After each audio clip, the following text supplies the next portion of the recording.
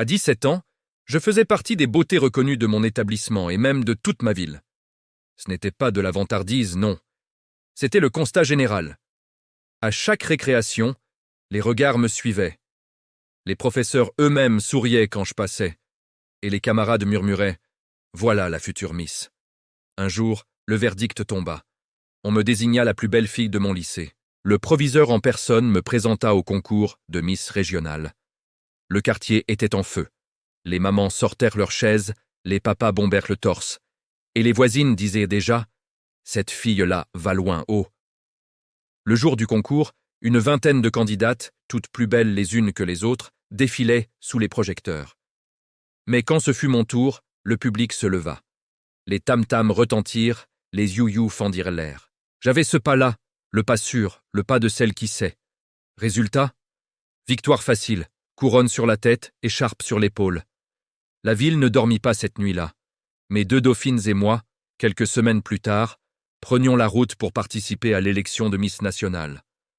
Abidjan nous accueillit avec ses lumières, son bruit, sa pression. Là-bas, on ne rigole pas. Chacune venait avec son rêve, sa stratégie, son courage. Moi, je venais avec quelque chose de plus, la grâce et la confiance. Et puis arriva la fameuse nuit. Cette nuit-là, tout bascula. Quand je montais sur scène, le silence tomba. Même les plus dures concurrentes me regardaient avec respect. Je répondais aux questions comme si je parlais à des tantes au salon. Je marchais comme si la scène m'appartenait depuis toujours. Résultat ? Je battis le record. Jamais le jury n'avait été aussi unanime. Jamais le public n'avait applaudi aussi longtemps. On disait même que le présentateur avait oublié son texte. À 17 ans, je devins la fierté nationale. Mais comme on dit chez nous, la gloire est douce, mais elle a un prix. Ce soir-là, je compris que la beauté peut ouvrir des portes, mais que la vie, elle, attend toujours au tournant. Et c'est là que commence la vraie histoire. Après cette nuit-là, tout Abidjan parlait de moi. Même le matin, au marché, les mamans criaient mon nom. « Eh oh, Miss Nationale, viens boire le café !» Les taxis me klaxonnaient, les jeunes du quartier faisaient des selfies en me voyant passer. J'étais devenu une légende vivante, et à 17 ans seulement. Mais la célébrité n'était pas que du sucre. Avec elle arriva la jalousie. Les autres candidates, celles que j'avais battues, commençaient à murmurer. Des rumeurs circulaient. « Elle a eu de l'aide. Regarde sa robe, elle est trop chère, c'est pas juste. » Et moi, je devais tenir la tête haute. Je savais que la beauté n'était qu'un début. Maintenant, il fallait montrer l'intelligence, le courage et le caractère. Les interviews télé, les photos dans les magazines. Je devais sourire, être parfaite, même quand j'étais fatigué. Mais la partie la plus folle arriva avec le retour à la maison. Quand je rentrais dans ma ville, avec la couronne nationale sur la tête, la foule m'attendait. Les tambours, les chants, les you-you, même les voisins que je n'avais jamais vus se tenaient sur le seuil. C'était un triomphe inattendu, quelque chose que personne n'aurait cru possible. Certaines filles venaient de me supplier de leur donner des conseils, d'autres essayaient de me pousser pour prendre ma place. Mais moi, je savais que le vrai pouvoir venait de rester soi-même, et pas seulement de la beauté. Après mon triomphe, ce n'était plus juste des applaudissements et des you-you, mais un vrai terrain de guerre des vanités. Dès mon retour à Abidjan, certaines anciennes candidates commencèrent à fomenter des rumeurs et intrigues. Elles disaient que ma victoire avait été arrangée, que je portais des talons magiques et que le jury m'avait favorisé. Et certaines influenceuses locales répandirent les ragots sur les réseaux sociaux. La tension monta vite.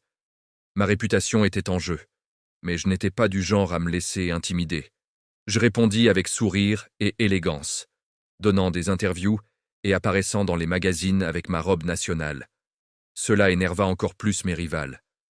On commença à parler de complicité, trahison et jalousie, comme si Abidjan tout entier suivait un feuilleton télé en direct. Puis vinrent les scandales plus épais. Une candidate prétendit que je m'étais procuré des informations confidentielles. Une autre affirmait que mes robes avaient été financées par un sponsor extérieur. Ce qui, selon elle, contredisait l'esprit du concours. Même certaines personnalités influentes de la ville commençaient à me critiquer publiquement, disant que j'étais trop jeune pour être Miss Nationale. Mais le vrai rebondissement arriva lors d'une cérémonie officielle. L'une de mes rivales, la plus rancunière de toutes, prépara un faux scandale avec des photos retouchées. Pour me discréditer. La tension était à son comble. Tout le monde dans la salle retenait son souffle. Et c'est là que je fis mon coup de maître. Je dévoilai la vérité avec calme et humour, montrant que les accusations étaient fausses. Le public éclata de rire, les médias encensèrent ma maîtrise. Et mes ennemis furent ridiculisés. Mais elles n'avaient pas dit leur dernier mot. À partir de ce moment, la rivalité devint légendaire. Chaque apparition publique était un mélange de glamour et de tension. Certains murmuraient derrière mon dos, d'autres me soutenaient à fond. Et moi, je compris une chose. La gloire n'est jamais douce à Abidjan. Mais si tu sais jouer tes cartes avec intelligence et fierté, tu deviens intouchable. Ou presque. Après avoir survécu au premier scandale, je découvris rapidement que la gloire attire aussi les complots.